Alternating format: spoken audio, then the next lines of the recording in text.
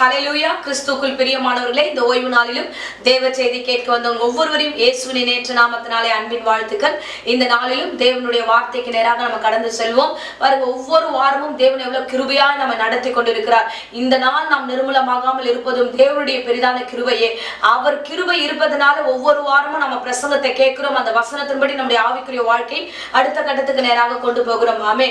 ஏராளமான சாட்சிகளை அடியேன் கேட்டுக்கொண்டிருக்கிறேன். ஒவ்வொரு வாரமும் இந்த வேளையில கர்த்தர் எங்களோடு பேசினார் என்று அநேக பிள்ளைகள் என்னோட சாட்சிகளை ஷேர் பண்ணிட்டு இருக்காங்க. பாருங்க, இந்த நாளிலும் கர்த்தர் பேசுகிற வார்த்தையில நீங்க கவனமா கேளுங்க. நிச்சயமா கர்த்தர் உங்களை ஆசீர்வதித்து நடத்துவார். ஆமென். இப்பொழுதும் தேவ செய்திக்கு நேராக நம்ம கடந்து போவதற்கு முன்பதாக ஒரு ஜெபம் பண்ணுவோம். கண்களை மூடி இந்த இடத்துல ஜெபிப்போம். அன்பு ரட்சகா, இந்த வேலைக்காக நன்றியோடு ஸ்தோத்திரம் பண்ணுகிறோம் ராஜா. ஆண்டவரே, இந்த நாளில் நீர் என்ன பேசுவீர் என்று ஆண்டவரே அப்பா நாங்கள் ஒவ்வொருவரும் காத்திருக்கிறோம். ஆவியானவர் எங்களோடு கூட பேசுவீராக. விசேஷமா ஆண்டவரே யூடியூப் மூலமா பார்த்து கொண்டிருக்கிற ஒவ்வொரு பிள்ளைகளையும் நீர் ஆசீர்வதிப்பீராக. ஆண்டவருடைய வார்த்தைகளை அனுப்பி அந்த பிள்ளைகளை சுகப்படுத்தும், பலப்படுத்தும், ஆரோக்கியத்தினால் நிரப்ப வல்லவராய் இருக்கிறீர் ராஜா. உமக்கு ஸ்தோத்திரம். உங்களுடைய வேத வசனத்தை அறிகிற அறிவில கர்த்தாவே இன்றைய தினத்துல வளரப்போகிற கிருபைக்காக நன்றி ஆண்டவரே. நீர் ஆசீர்வதியும், வழிநடத்தும், தொடர்ந்து காத்துக்கொள்ளும். ஆவியானோர் பொறுப்பெடுத்துக் கொள்ளும். இயேசு நாமத்திலே ஜெபிக்கிறோம் நல்ல பிதாவே. ஆமென். ஆமென். ஹல்லேலூயா, ஹல்லேலூயா. இயேசு நல்லவர். ஆமென். பாருங்க, இயேசு கிறிஸ்து ஊழியம் செய்த காலகட்டங்கள்ல 40க்கும் மேற்பட்ட இடங்களில் அவர் ஊழியம் செய்து சுற்றி திரிந்தார் என்று வேதாகமம் சொல்லுகிறது. அது மாத்திரம் இல்லாத வசனம் சொல்லுகிறது, அவர் நன்மை செய்கிறவராக சுற்றி திரிந்தார்.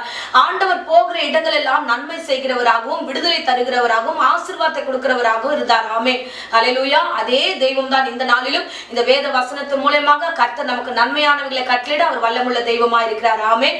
ஹல்லேலூயா. சோ இப்போ யோவான் 6ஆம் அதிகாரத்துல நம்ம ஒரு சம்பவத்தை நாம் வாசிப்போம். 16, 17வது வசனத்தை நாம் வாசிப்போம்.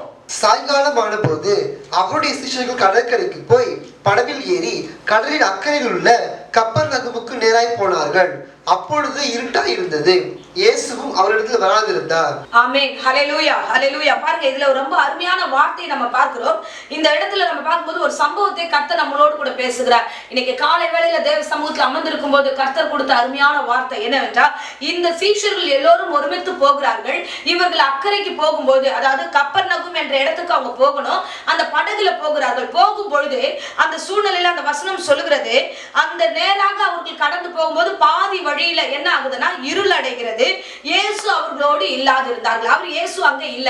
அந்த பாதி வழியில போகும்போது அவங்க சுற்றி இருள் சூழ்ந்து கொள்ளுகிறது. ஹல்லேலூயா.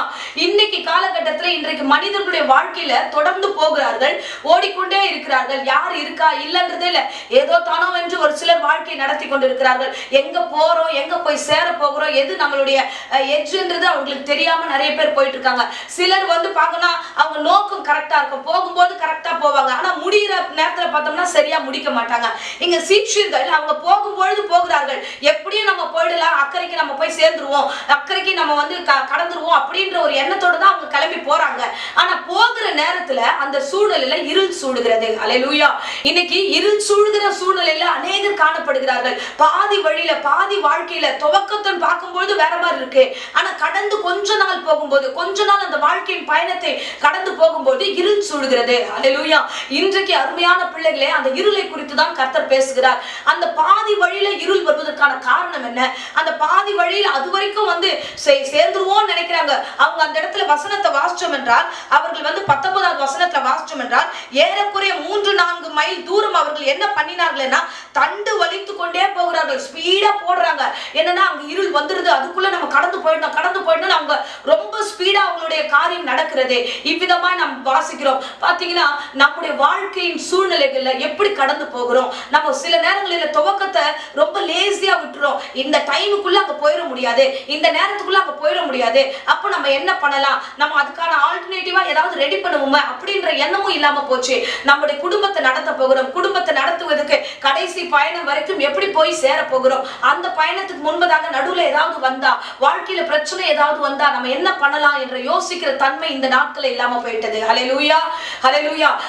பல பேருடைய வாழ்க்கையினுடைய துவக்கத்தை பார்த்தா ரொம்ப பிரைட்டா இருக்கு, ரொம்ப நல்லா இருக்கு. ஆனா அந்த முடிவு பார்க்கும்போது சரியா இல்ல.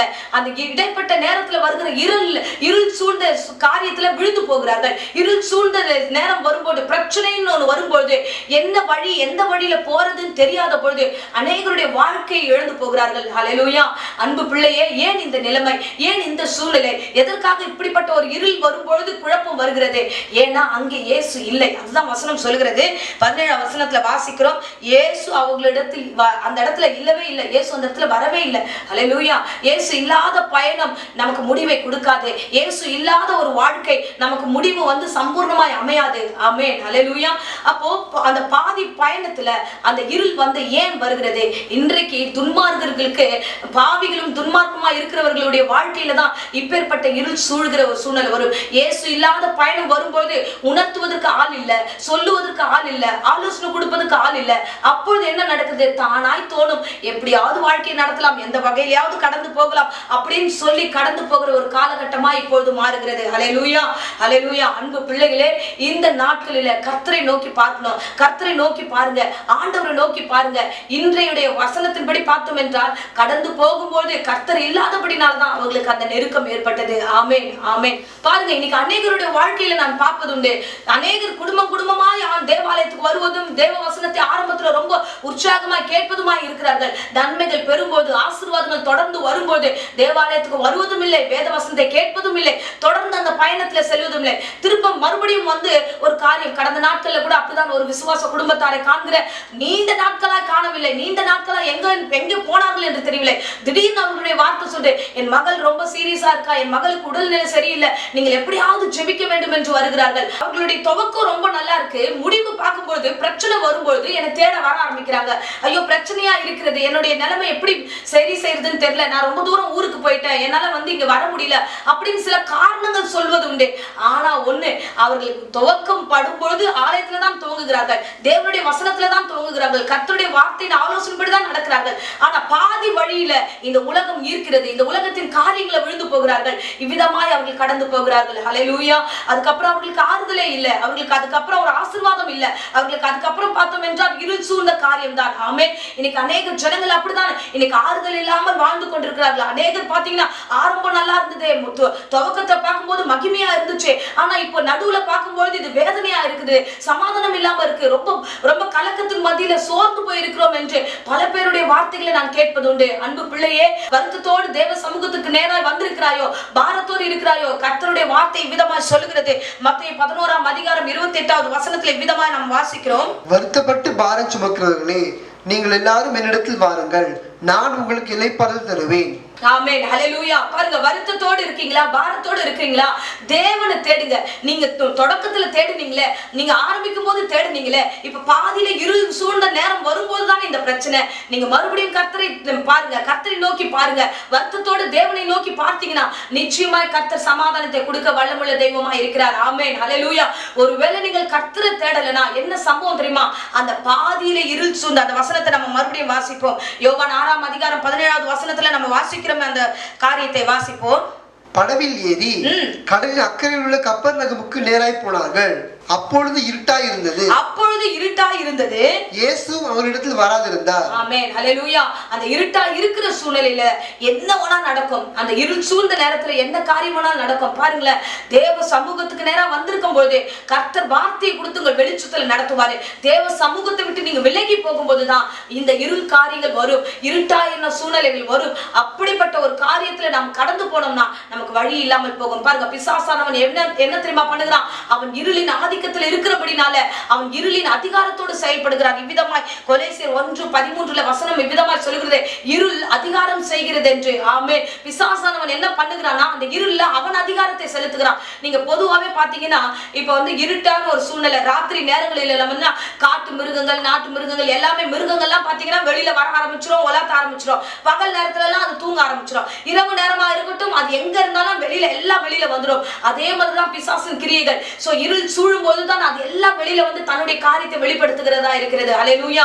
அப்பேற்பட்ட இருள் சூழ்ந்த வாழ்க்கையில ஒருவேளை நீங்க இருந்தீங்கன்னா இன்றைக்கு கர்த்தர் சொல்கிறார், கர்த்தரை நோக்கி வாங்க, கர்த்தரை நோக்கி வாங்க. பாரத்தோடு இருக்கீங்களா, கவலையோடு இருக்கீங்களா, துன்பத்தோடு இருக்கீங்களா, தேவனை நோக்கி வாங்க. நிச்சயமாய் அந்த இருளை ஆண்டவர் வெளிச்சமாய் மாற்ற வல்லமுள்ள தெய்வமாய் இருக்கிறார். ஆமென். ஹல்லேலூயா. பாருங்க, இந்த பிசாசு இருளின் அதிகாரத்தோடு கூட அவன் செயல்படுகிறான். அவன் அந்த காலத்துல இருக்கிறபடினால இரவு நேரங்களில பாத்தீங்கன்னா எல்லா மிருகங்களும் எப்படி வெளியில வந்துட்டு போயிட்டு இருக்குதோ அதே மாதிரி பிசாசும் ஒவ்வொரு மனுஷனுடைய வாழ்க்கையில பலவீனப்பட்ட அப்படிப்பட்ட ஒவ்வொரு மனுஷனுடைய வாழ்க்கையில அவன் வந்து போகிறார். அதுதான் தாவீது விதமாய் வசனத்துல சொல்லப்படுகிறது சங்கீதத்துல, இருளில் நடமாடும் கொள்ளை நோய்க்கு அந்த பிசாசு கொள்ளை நோயை உருவாக்கத்தக்கதாக அவன் கடந்து வருகிறவனாக இருக்கிறார். ஹல்லேலூயா.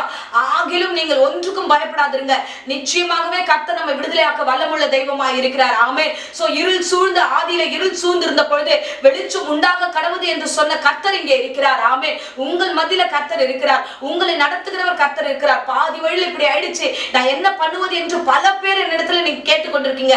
இன்னைக்கு அதுக்கான பதில் இதுதான். இந்த பாதி வழியில உருவாக்கப்பட்ட இந்த இருள், பாதி வழியில வந்து தடுமாறுகிற இந்த பாதை தெரியாத ஒரு வழியில கர்த்தர் தான் உங்களுக்கு வெளிச்சமா இருப்பார். ஆமென். ஹல்லேலூயா. ஏசாயால விதமாய் வசனம் சொல்லுகிறது. ஏசாயா 60ல நம்ம வாசிக்கிறோமே, இந்த வேளையில இருள் பூமியையும் காரிருள் ஜனங்களையும் மூடும், ஆனாலும் கர்த்தர் உங்கள் மேல உதிக்க வல்லமுள்ள தெய்வமாய் இருக்கிறார். ஆமென். ஹல்லேலூயா. ஹல்லேலூயா. பாருங்களேன், இஸ்ரவேல் ஜனங்களை யாத்ராகமத்துல விதமாய் வாசிக்கிறோம். யாத்ராகமம் 10ஆம் அதிகாரம் 23ஆம் வசனத்துல வாசிக்கிறோம். 3 நாள் மட்டும் ஒருவரை ஒருவர் காணவும் இல்லை, ஒருவரும் தம்மிடத்தை விட்டு எழுந்திருக்கவும் இல்லை. இஸ்ரவேல் புத்திரர் யாவருக்குமோ எனில் அவர்கள் வாசஸ்தலங்களிலே வெளிச்சமாய் இருந்தது. ஆமென். ஹல்லேலூயா. ஹல்லேலூயா. பாத்தீங்கன்னா எகிப்து தேசம் முழுவதும் விரோதமாய் எழுந்திருக்கிற மனுஷருக்கு முன்பதாக பாத்தீங்கன்னா அவங்களை சூழ்ந்து இருள் இருந்தது. ஆனா இஸ்ரவேல் ஜனங்களுக்கோ அந்த இருளை கர்த்தர் வெளிச்சமாய் மாற செய்தார். ஆமென். ஹல்லேலூயா. பாதியில ஆண்டவரே என் வாழ்க்கை என்னவாகுமோ என்று பயந்திருக்கிறியா? கர்த்தர் நோக்கி வந்தபடினால இன்றைக்கு கர்த்தர் உனக்கு சொல்லுகிறார், நீ இருளிலே இருக்கிறது போல இருந்தால் கர்த்தர் இந்த பிரசங்கத்தின் மூலமாய் உன்னிடத்துல வருகிறார். உனக்கு வெளிச்சத்தை கட்டளையிட அவர் வல்லமுள்ள தெய்வமா இருக்கிறார். பாத்தீங்கன்னா இந்த பிரசங்கத்தை நம்ம வாசிச்சோம், இந்த வசனத்தை நம்ம வாசிச்சோம் இல்லையா? அந்த வசனத்துல பார்த்தோம் என்றால் சூழ்ந்திருக்கிற ஜனங்களுக்கு இருள் இருந்தது, ஆனா இஸ்ரவேல் ஜனங்களுக்கு இருள் இல்ல. அந்த இருளே 3 நாள் அளவு அவங்களுக்கு வெளிச்சமா இருந்தது என்று வேதம் சொல்லுகிறது. ஆமென். ஹல்லேலூயா. இவ்விதமாய் தாவீது நன்கு அறிந்திருக்கிறார். சங்கீதம் 139:11 வசனத்தை வாசிக்கிறோம். இருள் என்னை மூடிக்கொள்ளும் என்றாலும், இருள் என்னை மூடிக்கொண்டாலும் இரவும் என்னை சுற்றி வெளிச்சமா இருக்கும். இரவும் என்னை சுற்றி எப்படி இருக்கும்? வெளிச்சமா இருக்கும். நல்லா அறிந்து வைத்திருக்கிறார். பாருங்க, நீங்க இருள் சூழ்ந்த காரியத்தில் இருந்திருந்தாலும் கர்த்தர் வெளிச்சமா இருந்து உங்களுக்கு பாதைகளை காட்ட வல்லமுள்ள தெய்வமா இருக்கிறார். அவர் கடந்து வருவார். அவர் அந்த இடத்துல இருந்து உங்களை வெளியே கொண்டு வர வல்லமுள்ள தெய்வமா இருக்கிறார். ஆமென். சோ அதனால நீங்க பயந்துராதீங்க, கர்த்தரை நோக்கி பாருங்க. அந்த பாதி வழியில என்ன ஆச்சு? ஆண்டவரே எனக்கு என்ன செய்வது என்று தெரியல, எனக்கு பாதை கிடைக்கல, எனக்கு ஒரு குழப்பமா இருக்கு, எந்த வழியில போவது என்று தெரியல என்றீங்கன்னா தேவனுடைய சபை உனக்கு வழி சொல்லும், கர்த்தருடைய வார்த்தை உங்களுக்கு வழி சொல்லும், கர்த்தருடைய வசனம் உங்களை வழி சொல்லும். கர்த்தரண்டையில வாங்க, அவர் நிச்சயமா நடத்துவார். பாருங்க, சீஷர்கள் கடந்து வந்தார்கள், இருள் சூழ்ந்துடுச்சு. அந்த இருள்ல எப்படி போவது என்று தெரியல, அவசரமா அவங்க தண்டுகளை போட்டுக்கொண்டே இருக்கிறார்கள். எவ்வளவு ஸ்பீடா போக முடியுமோ என்று நீங்க சுயமாய் முயற்சி பண்ணாலும் உங்களால கடந்து போக முடியாது. கர்த்தர் இல்லாத பட்சத்துல நீ எவ்வளவு முயற்சி பண்ணாலும், எவ்வளவாய் நீங்கள் கடந்து போனாலும், எவ்வளவுதான் நீங்க பிசினஸ்ல நீங்க பணத்தை இன்வெஸ்ட் பண்ணாலும், எவ்வளவாய் நீங்க வந்து ஓடி உழைத்தாலும் எதுவுமே உங்களுக்கு விடுதலை தராது. ஹல்லேலூயா. எதுவுமே உங்களுக்கு ஆசீர்வாதத்தை கொடுக்காது. கர்த்தர் இருந்தால் மட்டும்தான் உங்களுக்கு அந்த ஆசீர்வாதம். இயேசு வந்தா மட்டும்தான் ஆசீர்வாதம். சீஷர்கள் முயற்சி செய்கிறார்கள், முயற்சி செய்து பார்க்கிறார்கள், ஆனாலும் அவங்களால அவங்க கடந்து போக முடியல. ஹல்லேலூயா. அந்த இடத்துல தான் இயேசு வருகிறார். ஆமென். ஹல்லேலூயா.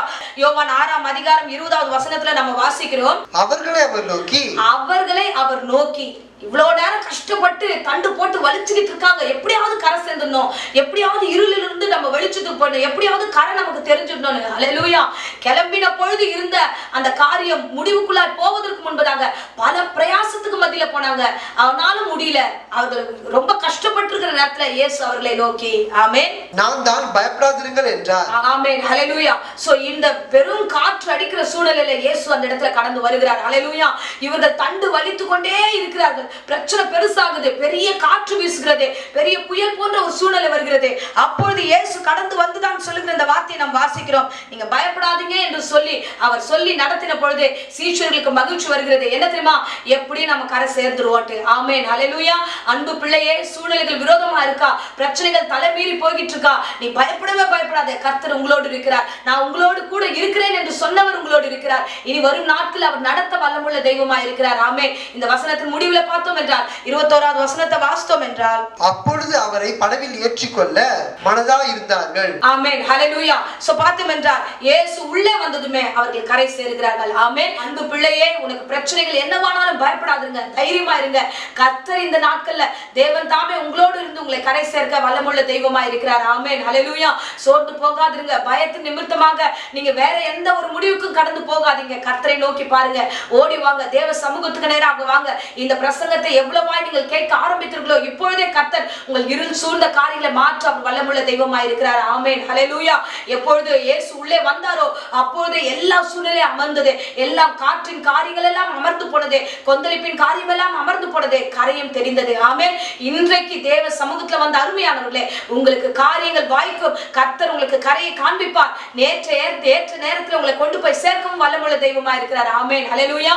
சோ இந்த நாட்களை கர்த்தர் பேசின வசனத்தின்படியே உங்களை வழிநடத்த வல்லமுள்ள தெய்வமா இருக்கிறார். ஆமென். இப்போதும் அடியேன் உங்களுக்காக ஜெபிக்கிறேன். இருந்த இடங்களை கண்களை மூடி நாம் ஜெபிப்போம். நன்றி ஆண்டவரே, நன்றி செலுத்துகிறோம் கர்த்தாவே. உம்மை நன்றியோடு ஸ்தோத்திரம் பண்ணுகிறோம் ஆண்டவரே. இந்த வேத வசனத்தின்படியாக கர்த்தாவே துவங்கின பொழுது கர்த்தாவே இருந்த இந்த விசுவாசம் முடிவு வரைக்கும் உம்மை நோக்கி பார்த்து இந்த பிள்ளைகளுக்கு கிருபை தருவீராக ஆண்டவரே. இந்த பாதி வழியில இருளாய் சூழ்ந்த வேளையில ஆண்டவரே எல்லா காரியத்தையும் உடைய கரத்துல ஒப்பு கொடுத்திருக்கிறார்கள். எல்லா காரியத்தையும் ஆண்டவரே நீர் ஆசீர்வாதமாய் மாற்ற போகிற கிருபைக்காக ஸ்தோத்திரம். பாதைகளை காண்பிக்க போகிற கிருபைக்காக ஸ்தோத்திரம். தடைகளை எல்லாவற்றையும் நீக்கி போட போகிற கிருபைக்காக ஸ்தோத்திரம். ஆண்டவர் தாமே பொறுப்பெடுத்துக் கொள்ளுங்க. இந்த பிள்ளைகளை தொடர்ந்து வழி நடத்துவீராக. பயத்தோடு நடுக்கத்தோடு யாராக இந்த பிரசங்கத்தை கேட்டுக்கொண்டிருந்தா நிச்சயமாகவே ஆண்டவரே இருள் நீங்கி வெளிச்சம் உண்டாகட்டும் ராஜா. இப்போது அவருடைய வாழ்க்கையில ஆசீர்வாதத்தை கட்டளிடுவீராக. தொடர்ந்து காத்துக்கொள்ளும் தேவ பிரசன்னம் அந்த குடும்பத்தை ஆட்கொள்ளட்டும் ஆண்டவரே. ஆவியானவர் தாமே பொறுப்பெடுத்துக் கொள்வீராக. விசேஷமா கர்த்தாவே வியாதி நிமித்தமா இந்த வேளையில போராடி கொண்டிருக்கிற அருமையான சகோதர சகோதரிகளுக்காக ஒப்பு கொடுக்கிற ராஜா. ஒருவேளை இன்ஃபெக்ஷன் நிமித்தமாக ஆண்டவரை பலவீனப்பட்டிருக்கிற உடல்களை ஆண்டவரை நீர் தொடும்படியா ஜெபிக்கிறோம் ஆண்டவரே. பூரண சுகம் இப்பொழுதே நிரப்பட்டும். பலவீனங்கள் இயேசுவின் நாமத்தில் சபித்து கட்டுகிறேன். கர்த்தர் கூட இருந்து வழி நடத்தும் ஆண்டவரே. இயேசுவின் நேற்று நாமத்தில் ஒவ்வொருவரையும் ஆசீர்வதிக்கிறேன். இந்த நாள் முதற்கொண்டு தேவ பிரசுரம் இந்த பிள்ளைகளை தாங்கிக் கொள்ளட்டும். வழி நடத்துவீராக, ஆசீர்வதிப்பீராக. இயேசுவின் நாமத்திலே ஜெபிக்கிறோம் ஜீவனுள்ள நல்ல பிதாவே. ஆமென், ஆமென். Praise the Lord. God bless you.